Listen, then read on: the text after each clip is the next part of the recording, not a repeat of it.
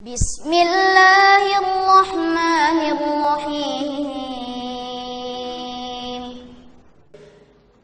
Kita masuk kerusakan akidah yang ketiga, yaitu tasyabbuh, menyerupai atau meniru-niru atau bersikap latah terhadap orang-orang kafir. Ini jemaah sekalian sangat disayangkan, banyak terjadi. Bahkan meniru-niru sampai pada tingkat syiar-syiar kekufuran. Seperti yang kita sebutkan tadi, ikut pakai topi santa, ikut mengucapkan selamat, ikut merayakan. Bahkan mungkin dia masuk ke dalam gereja, ikut dalam nyanyian-nyanyian ibadah. Subhanallah. Ini yang paling parah.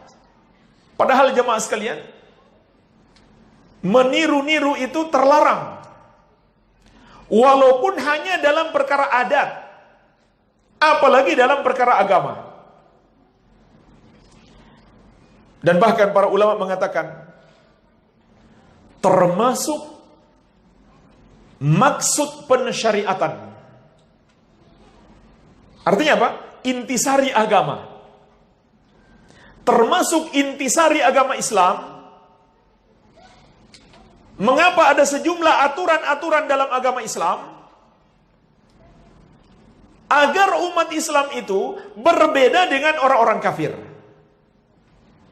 Jadi ini termasuk intisari agama.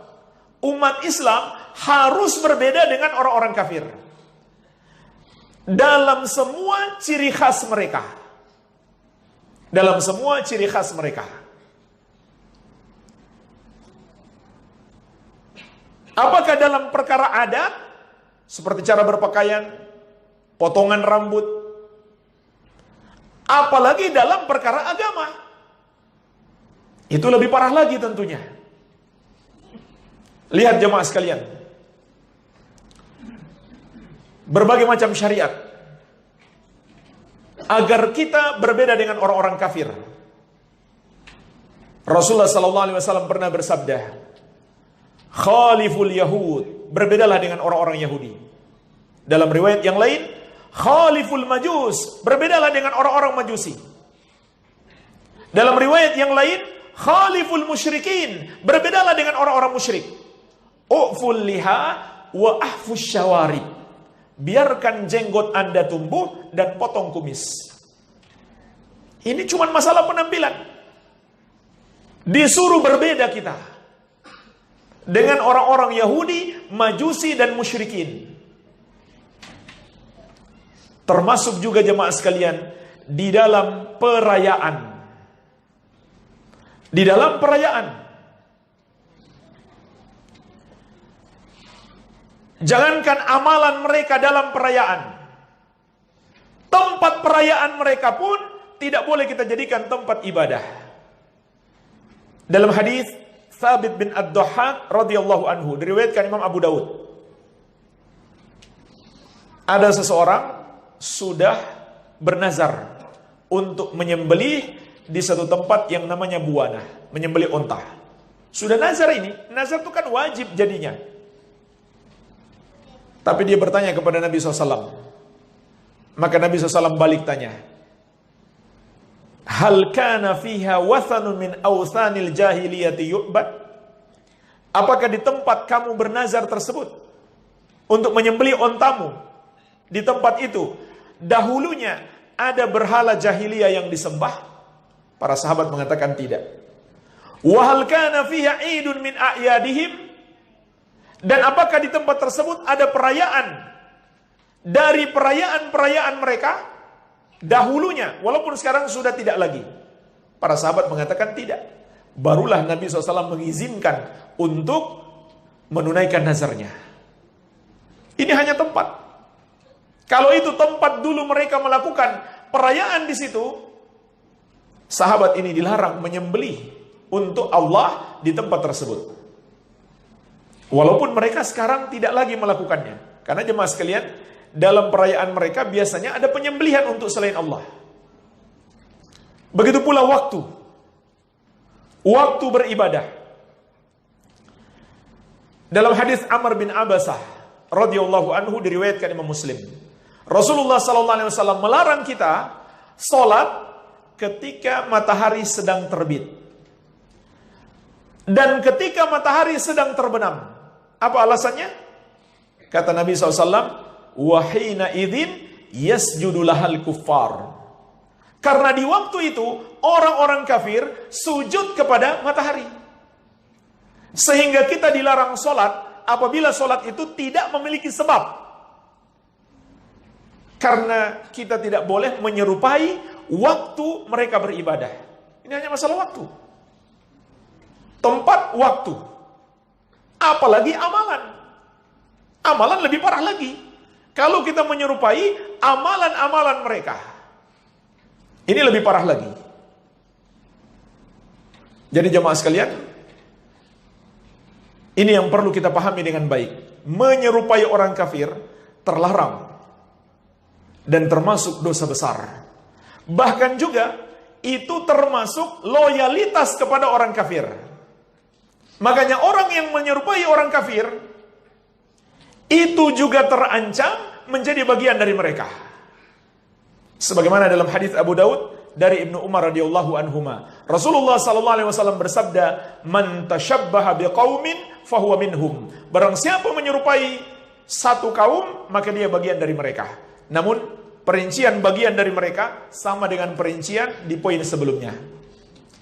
Kalau dia menyerupai mereka karena dia setuju dengan kekafiran mereka, atau ragu mereka kafir atau tidak, maka dia menjadi kafir seperti mereka.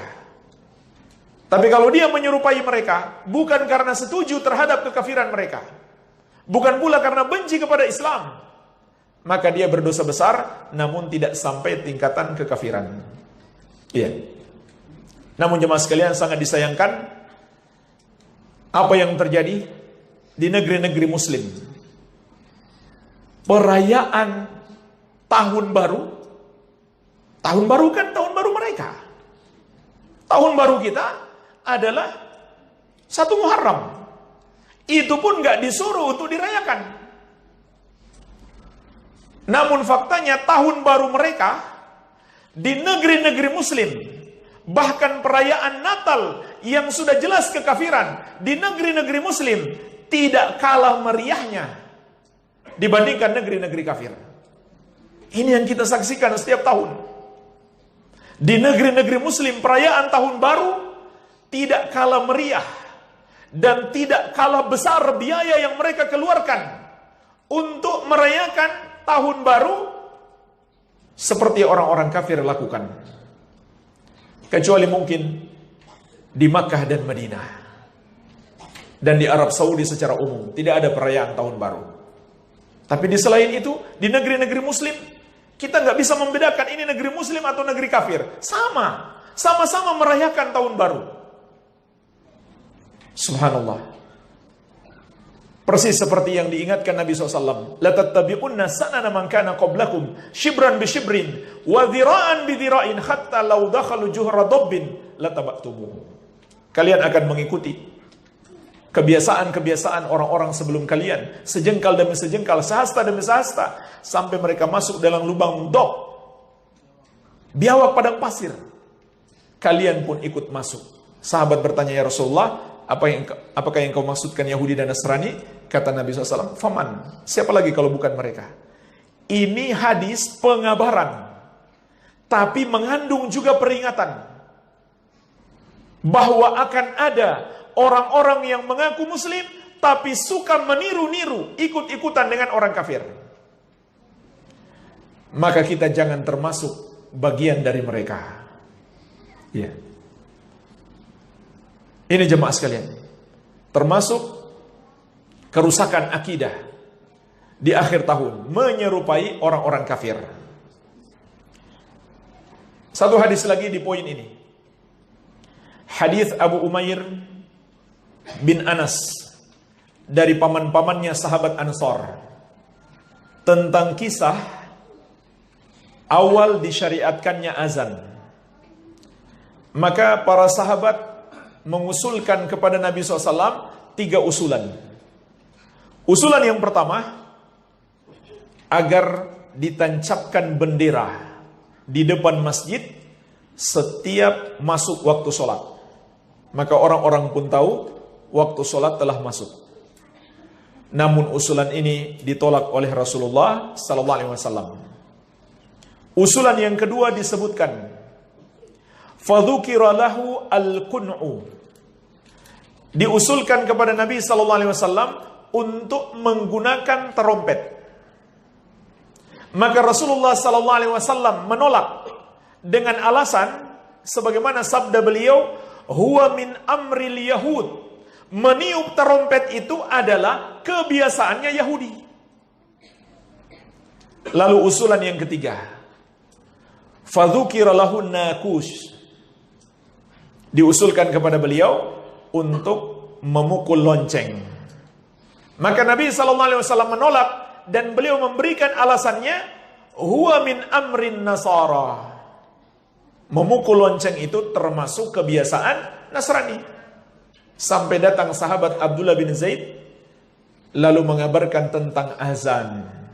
Pada akhirnya azan yang disyariatkan. Jadi dari hadis ini kita ketahui meniup terompet itu adalah tradisi Yahudi. Namun apa yang kita saksikan pada umat Islam? Berlomba-lomba bikin trompet. Berlomba-lomba meniup trompet. Subhanallah.